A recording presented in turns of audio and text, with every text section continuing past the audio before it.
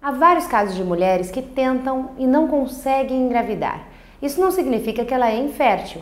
Porém, quem pode diagnosticar isso é um médico especialista em reprodução humana.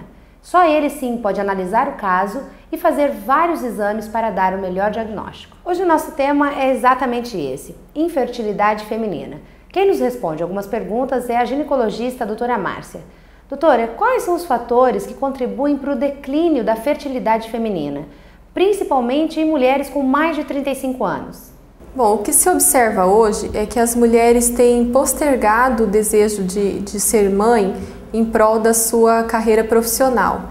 Então, muitas vezes, elas estão deixando a gravidez para depois dos 30 e até 35 anos.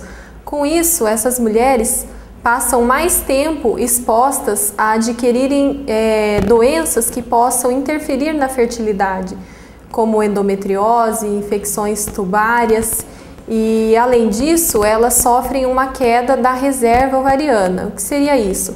A reserva ovariana é a capacidade que a mulher tem de ovular todo mês.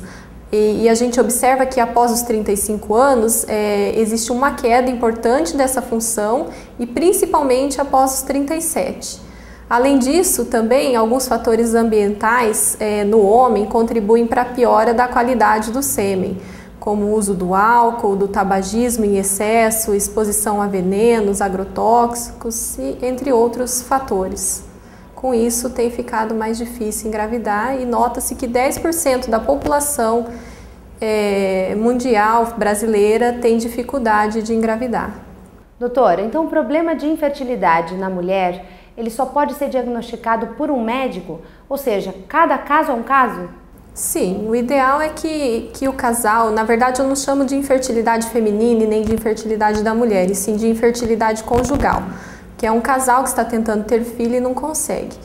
E o ideal é que esse casal procure sim um médico, um ginecologista que possa avaliar, pedir os exames necessários para descobrir o que está interferindo nesse casal que prejudique, que esse casal não está conseguindo engravidar.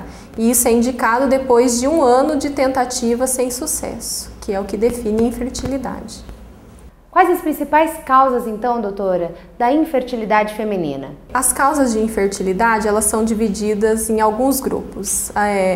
Existe a infertilidade por fator masculino, por isso o homem deve ser sempre avaliado e em 35% das vezes a causa está no homem.